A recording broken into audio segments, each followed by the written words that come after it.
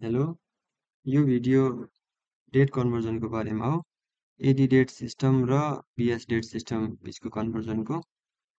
यो AD date system भएको क्यालेन्डरलाई Gregorian calendar भन्छ र बिएसको लागि विक्रम सम्वत भन्ने भयो। यो ग्रेगोरियन क्यालेन्डरमा हरेक इयरमा यो मन्थहरूको फिक्स नम्बर अफ डेज हुन्छ, एक्सेप्ट लिप इयर्समा फेब्रुअरीको। र यो कुरा डिफ्रेन्ट सफ्टवेयर जस्तै कि एक्सेल, गुगल सिट्स यिनीहरूमा पहिल्यै हुन्छ र यसको लागि धेरै डेटा पनि चाहिएन। लिप इयर चेक गरेर त्यसमा फेब्रुअरीको लागि 29 डेज भनेर राखे भयो। तर विक्रम सम्वत क्यालेन्डरमा इयर्सहरूमा मन्थहरूको डेज चाहिँ त्यस्तो फिक्स हुँदैन, एकदम भेरिएबल हुन्छ। जस्तै 30 पनि 31 पनि डेज भेरिएबल हुन्छ। अब यसको लागि यो सबै डेटा नै हामीलाई चाहिन्छ। अहिले मसँग 1975देखि 2095सम्मको डेटा रहेछ। अब कन्भर्जनको लागि हामीलाई यो दुइटै क्यालेन्डर सिस्टममा डिफ्रेन्ट इयर्सको मन्थहरूमा कति कति डेज हुन्छ त्यो इन्फर्मेसन थाहा हुनुपर्छ। र सँगसँगै कुनै एउटा डेको दुइटै क्यालेन्डर सिस्टममा डेट्सहरू थाहा हुनुपर्छ। जस्तै कि मलाई अहिले थाहा छ 1975 वैशाख 1 गते भनेको ग्रेगोरियन क्यालेन्डर एडी सिस्टममा 1918 अप्रिल 13 हुन्छ। अब हामीले अहिले कन्भर्जन गर्न गइरहेको छौँ, तर कन्भर्जन गर्नको लागि पनि त्यो क्यालकुलेसन गर्नको लागि कुनै एउटा डेको दुइटै क्यालेन्डर सिस्टममा डेट्सहरू थाहा हुनैपर्छ।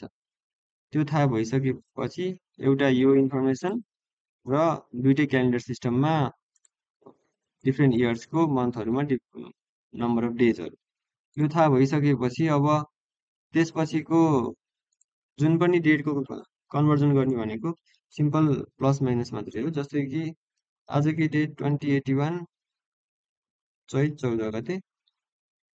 यसको लागि अब यसलाई एडी सिस्टममा कन्भर्ट गर्दा कति हुन्छ भनेर कसरी क्यालकुलेसन गर्न सकिन्छ भने यो 1975 11देखि 2081 1214सम्मको डेज डिफ्रेन्स थाहा पाउने। दुईटा डेट्सको बिचको नम्बर अफ डेज त्यो थाहा भइसक्यो। त्यो नम्बर अफ डेज चाहिँ यो क्यालेन्डर सिस्टममा यो डेटमा एड गरिदिएपछि यो क्यालेन्डर सिस्टमको यो डेको डेट आउँछ। त्यसको लागि जस्तै कि 1975 11देखि 2081 1214को लागि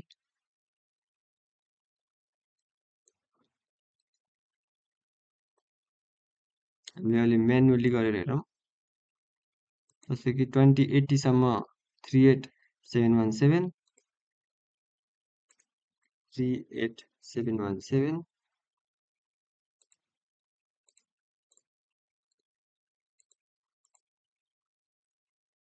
र त्यसपछि फागुनसम्म 335 र त्यसपछि चैतको 14 गते। अब यसमा 1975को 11देखि 1214सम्म सबै डेज गनिएको छ। अब डिफ्रेन्स निकाल्नको लागि यो सुरुको 11लाई चाहिँ गर्नु भएन, त्यसको लागि मैले -1 लेखेँ।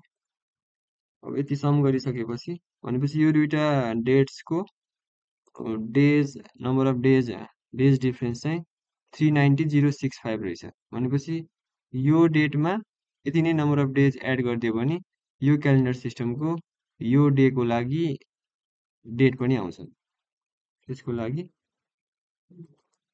यो प्लस यो गरेपछि 2025 मार्च 27 2025 मार्च 27 मिल्यो।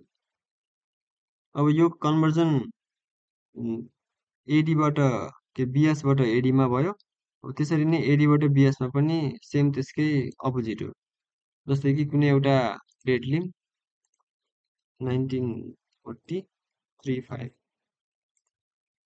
अब यो दुईटा बिचको नम्बर अफ डेज निकाल्ने, यसको लागि सिम्पली यहाँ माइनस गरे हुन्छ 7997। अब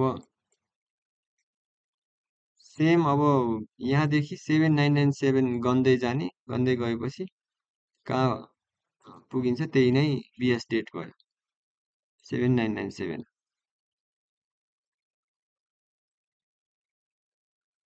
यहाँसम्म 76,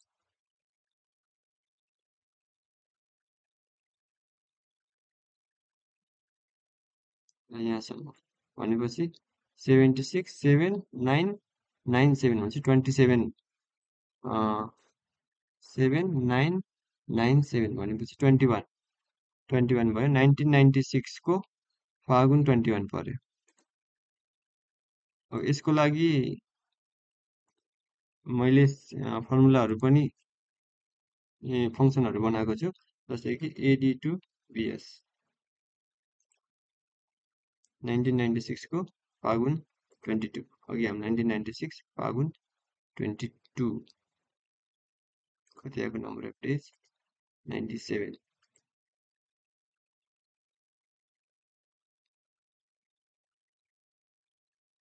21 डेज डिफ्रेन्स मात्र गरेर भएन, फर्स्ट पनि गर्नु पर्यो। त्यसैले त्यस्तै एडी टु बिएस भनेको एडीदेखि बिएसमा भयो, र अर्को BS to AD, BS to एडीको लागि पनि 2081 1214 आजको डेट,